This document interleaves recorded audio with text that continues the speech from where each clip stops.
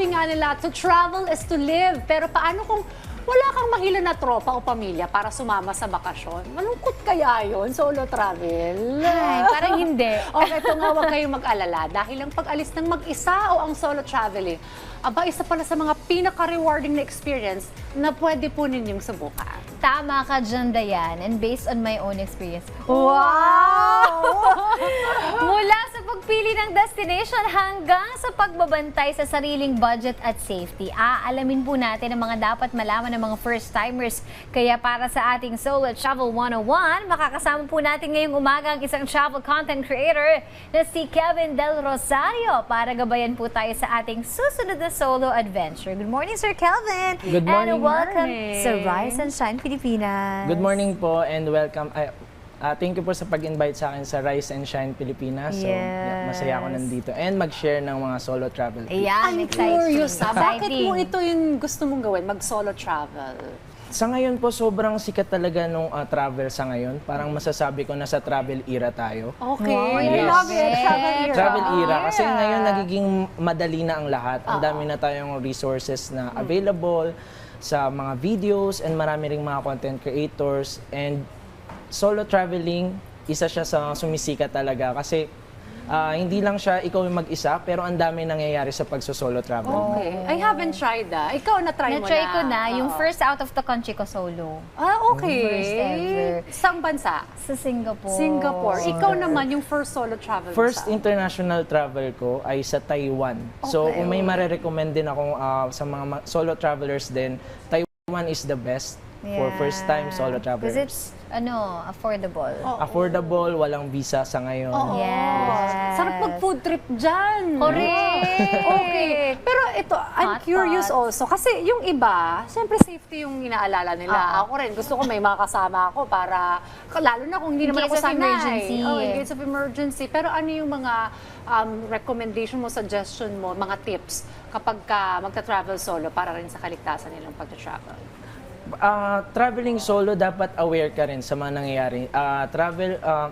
Hindi lang siya basta-basta spontaneous. So, dapat prepared ka pag magso-solo travel ka. Yeah. Do your research. May itinerary. May itinerary. Okay. Pero syempre, pagka first timer ka, dapat handa ka. Dapat ready rin yung mind mo sa ligaw-ligaw moments. Yeah. Tapos kailangan talaga tutok sa mga Google Maps, ganyan. Yes, ang dami na kasing available resources ngayon, mga applications na makakatulong sa atin. Exactly. And lalo na pag ako nagta-travel, pinakagamit na gamit ko yung Google Maps. Oh, Kasi solo traveling is about, dapat marunong kang mag-navigate on your own. Yes. Ang sarap kaya mag-explore na mag-isa. Alam mo, isa sa pinakagusto ko sa solo traveling is that hindi ka mag-a-adjust.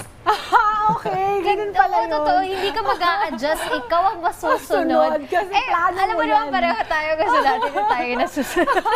Hindi ako tagasunod lang ako minsan sa itinerary. Pero Gusto ko ako yung nasusunod eh. ano benefits sa'yo ng solo travel? Solo travel kasi, di ba, pagka masaya naman din may kasama. May with friends, family, pero iba pa rin talaga pag solo travel. Kasi? wala kang Iniisip na walang ibang iniisip time. na ibang tao Okay. na tipong sa itinerary, lahat ikaw magdidesisyon on your own. So kung gusto mo matulog lang sa hotel, Yes. gusto pagod ka Walang na, pipilit. walang piki. And number 2 is a food trip. Yan. May mga kasama ka rin minsan na picky sa food. Hindi, kunyari may allergy yung May isa. allergy. Mag-a-adjust siya. Akala ko lang kasi. Kasama na traveler, solo traveler. Ako yung kind of solo traveler na mahilig mag-food trip.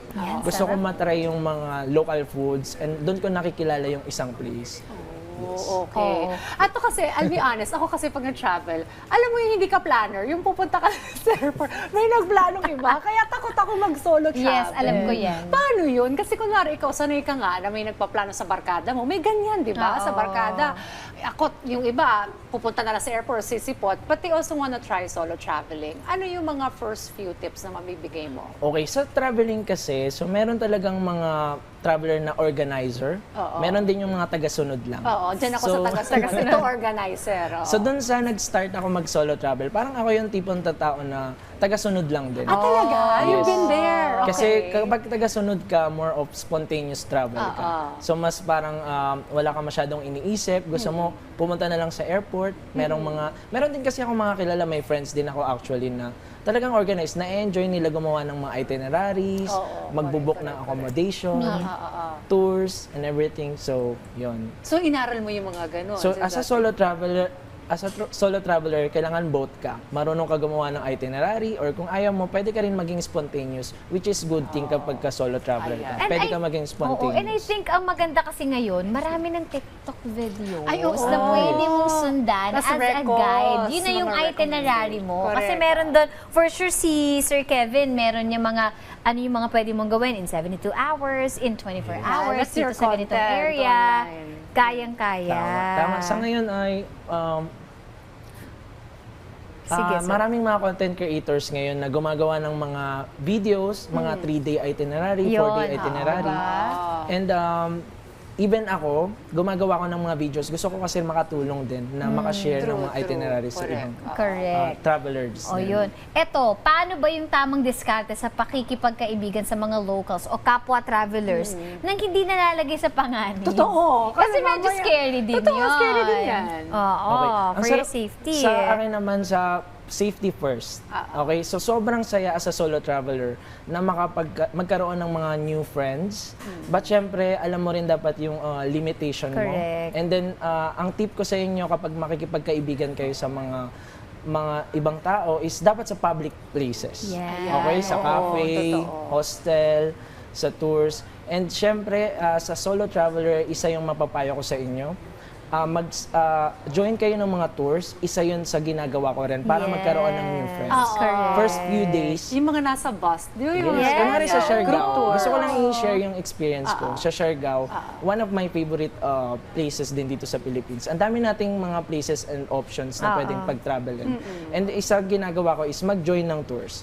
Sa Ayun. first few days mo, marami kang magiging friends. And then, mamaya kasama mo na kumain, mag-food trip, and pwede mo rin maging travel buddies soon. Oo, Yun. kayo na magpaplano. Okay. So, you've been to how many countries? 40? 40 countries po in 3 years. Wow. In 3 years? Ang bilis, ang dami. Paano yung pag sumama kami sa travel mo, hindi na solo travel? Hindi na solo travel. Mas masaya po. Ngayon, mas Tayong maganda taga-picture. talaga. Or si Sino Sir ba Kevin na taga-picture? taga-picture. Pag solo travel? Pag solo traveler ka, dapat maparaan ka. So, meron kang tripod. Yan. Okay. Well, maraming salamat, Sir Kevin, sa mga mahalagang tips para sa ating mga KRSP about solo traveling. Sabi nga, you only live once. Kaya mga KRSP, subukan nyo na rin itong solo travel. For sure, memorable yan. Thank you. Thank you rin po. Thank you, Sir and Kevin. Thank you so much, Rise and Shine Pilipinas. Thank you for having me.